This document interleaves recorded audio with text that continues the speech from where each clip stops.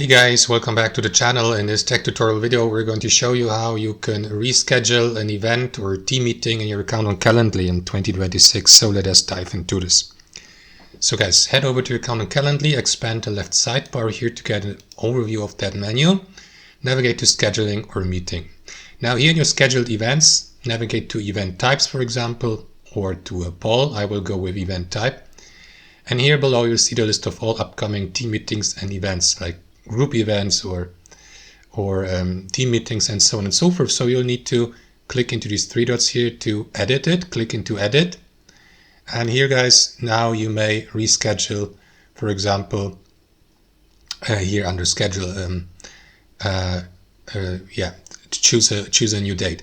Now what you want to do is, for example, set a recurring or reschedule the event to recurring by selecting an availability here. You will need to click into this pencil button here to edit the scheduling, and here select your availability. And what you want to do is, for example, click into this X button to remove the given time slot, or you may click into the given time to change the time. You may also add a new time slot for the given day. So for example, that you have 2 time slots on Monday. And if you'd like to be unavailable for the given day, you may, for instance, remove the given time slot, and that is going to convert the day to unavailable.